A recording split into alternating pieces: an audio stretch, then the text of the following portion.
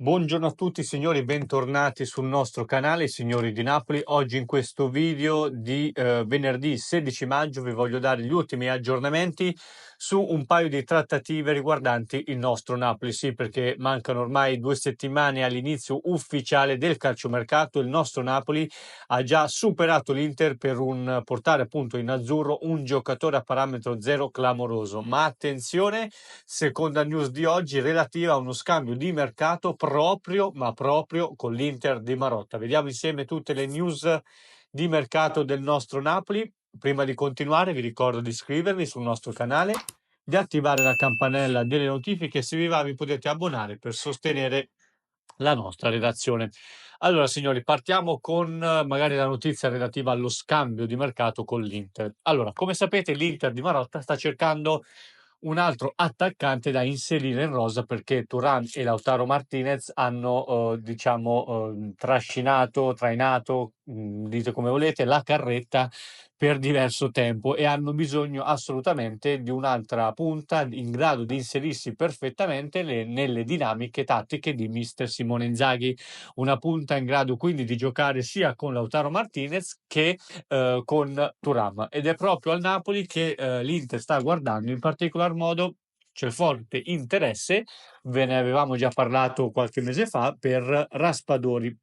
Raspadori non è una punta titolare del nostro Napoli, ha ben fatto quando è stato chiamato in causa da Antonio Conte, una punta assolutamente di livello che merita di giocare titolare, ed ecco quindi che Marotta starebbe pensando di proporre ad Aurelio De Laurentiis uno scambio di mercato. Raspadori in cambio di Frattesi. Frattesi, centrocampista molto apprezzato da Antonio Conte, perfetto per le dinamiche di tattiche appunto dell'allenatore salentino, sarebbe il perfetto scambio di mercato perché più o meno il costo dei cartellini si equivale, quindi è un ottimo scambio tra Napoli e Inter. Il Napoli avrebbe un centrocampista in più molto stimato da Antonio Conte, un ipotetico titolare, e allo stesso tempo l'Inter avrebbe Raspadori in rosa in grado di giocare sia con Thuram che Lautaro Martinez per far rifiatare uno dei due, no? Visto che comunque l'Inter, come il Napoli, d'altronde la prossima stagione vedrà competere su più fronti. Quindi attenzione signori, perché nei prossimi giorni vi daremo news di mercato, però attenzione perché questa è una trattativa che da quello che ci risulta sta diventando molto ma molto concreta. Secondo aggiornamento di mercato, vi comunico che in questo momento il Napoli ha superato l'Inter per Jonathan David. Jonathan David, attaccante canadese in scadenza di contratto al Lille.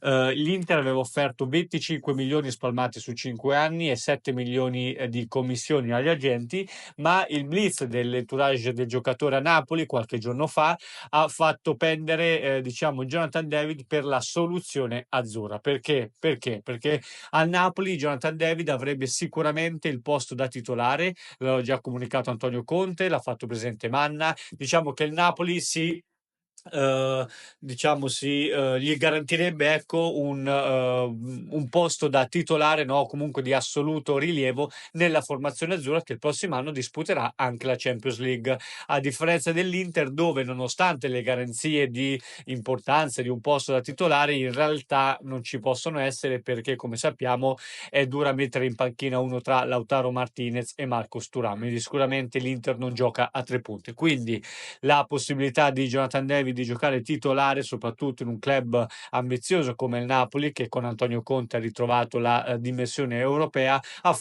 sta facendo tutta la differenza possibile. Detto questo signori, vi daremo ulteriori aggiornamenti nelle prossime ore. Nel frattempo ditemi cosa ne pensate sullo scambio Raspadori Frattesi e su Jonathan David. Grazie per essere stati con noi.